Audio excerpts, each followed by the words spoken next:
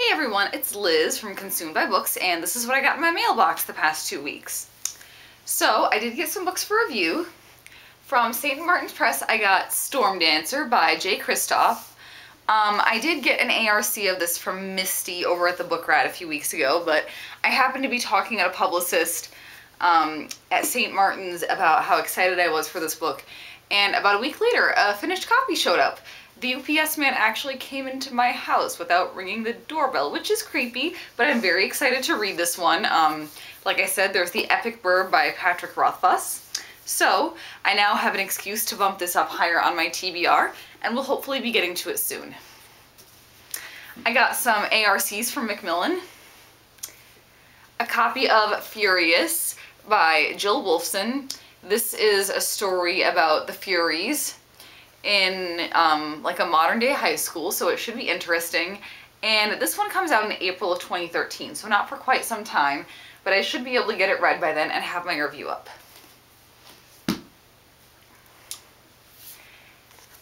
Midwinter Blood, which is by Marcus Sedgwick. I don't know too much about this story. It's about an archaeologist who unearths a mysterious artifact. I am just reading from the blurb here.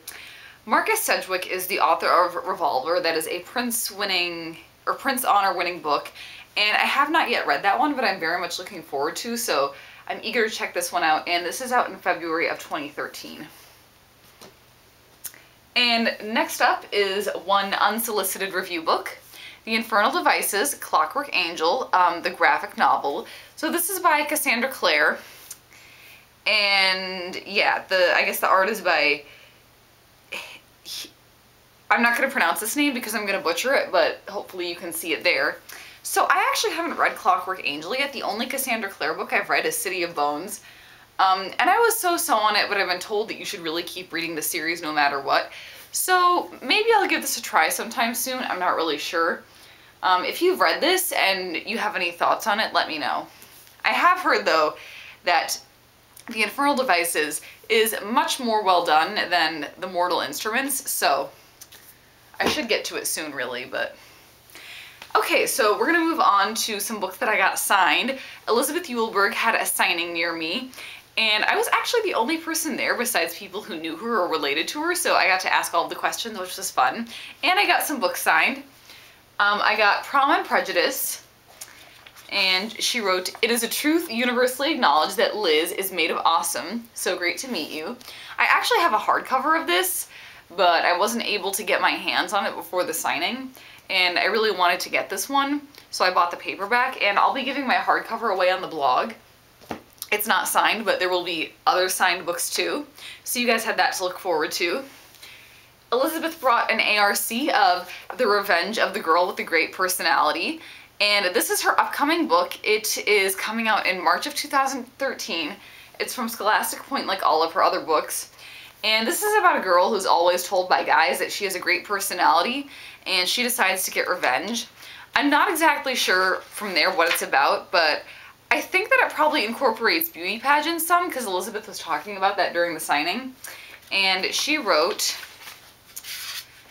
"First ARC signed ever, so that's exciting." And she said, "For Liz, who has a great personality," and that's a real compliment. So that's awesome, and I can't wait to read it. And I took my copies of The Lonely Hearts Club to get signed. And she wrote, with love from me to Liz, so that is very cute. Actually, the only book of hers I've read is Pride and Prejudice, but I've been meaning to get to this one, so hopefully I will do that soon. And she signed my copy of Take a Bow, which now has dog hair on it. Thank you, dog. Bravo, Liz! Dream big! So that's very cool. So thank you, Elizabeth. That was a really fun event. Another bookish event that my mom and I went to recently, my mom didn't come with me to the Elizabeth Eulberg thing, but we did go to the Twin Cities Book Festival just for a few hours, so that was cool. I was able to grab a copy of Innocent Darkness by Suzanne Laser from the Flux booth, and I got this because this was only $5 at the time, and normally it's $9.95. So I thought I'd snag it. And we also went to a panel on LGBT voices in literature and saw this author being Emily. Or not, that's not the author. The author is Rachel Gold. This is her book being Emily. This is a book about a character who is transgender, and it's actually from the transgender character point of view. There aren't a lot of young adult novels where that is the case. For example, in Luna by Julianne Peters, there is a transgender character, but the story is actually told from the perspective of that individual's sister. So, I wanted to try this one out and see how it is. It's set in Minnesota, because they were having authors who are doing transgender stories set in Minnesota on the panel. And yeah, I'll have to let you know what I think of it. Also, if you know of YA books where there is a transgender character and it is from that person's point of view, let me know, because I'm genuinely curious. And next up, we have something that I ordered way back in July when I first heard about it. The John Green box set. Sorry, my hand is in the way. So we have his books thus far. Well, not the ones that he's co-authored, but we've got Looking for Alaska, An Abundance of Catherines, Paper Towns, and The Fault in Our Stars. I actually have copies of all of these already, but I love the hardcovers and the box set. And the cool thing is that I won't show you The Fault in Our Stars because I have a signed copy of that you guys probably saw months ago. Okay, I won't get Looking for Alaska out too because that's kind of tricky. But yeah, I wanted to get this because I wanted the books in hardcover, and the design of the box is like specific to all of his books. It's little quotes and drawings and all that kind of thing. And An Abundance of Catherines in here has a new cover, so that's cool. So yeah, I'm probably gonna give away like my paperbacks of Looking for Alaska and Paper Towns because those have the same covers and I don't need that. But I'll keep the rest of my John Green books, including my other Fault in the Stars signed copy because, you know, that book is awesome and I want to keep the copy that I originally read. But I'm looking forward to this taking a place of honor on my shelves. Yay!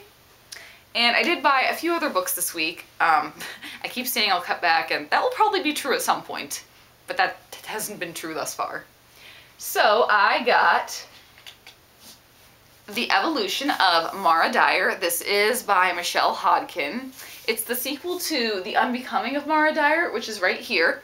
I actually was only kind of so-so on The Unbecoming of Mara Dyer when I first read it, and I thought it had some issues. What I'm going to do is actually reread it and then read this one. So, I'm not exactly sure when I'm going to find time to do that, but this one is calling to me, so I am hoping to take care of that soon. It's hard having such a large TBR pile. Next up, we have a hardcover of The Girl of Fire and Thorns. This is by Ray Carson and is the first book in a series. I don't know what the series is called. No, it's not really clear.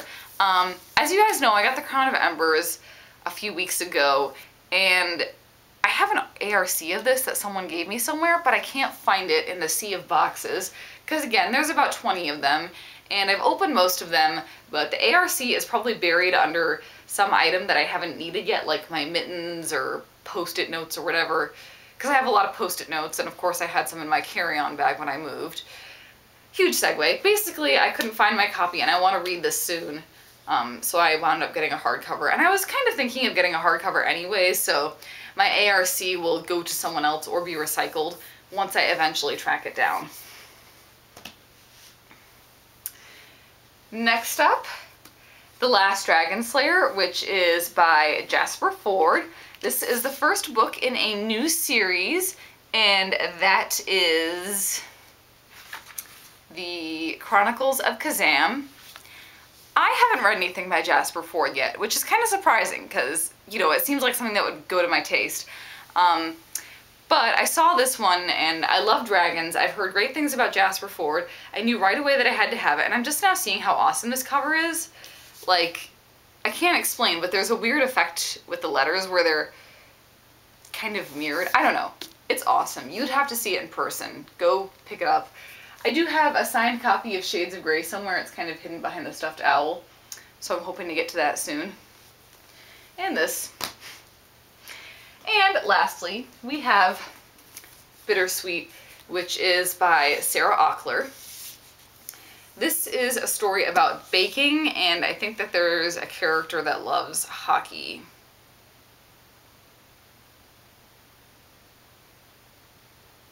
At least I think, I'm not sure. At any rate, I just read 20 Boy Summer, which was Sarah's first book, and I had some issues with it, but overall I liked it. So I'm looking forward to diving into this one. I've been eyeing it for quite a while because the finished copy is just lovely. And it sounds like a great book to curl up with in the wintertime with some sugar cookies. And yeah, and I also have to say I love the purple on the flaps. That's very nicely done. So that is everything that I've gotten in my mailbox this week. I want to hear about what you got. Please leave me a link in the comments and I will come and check it out. Happy reading. Bye.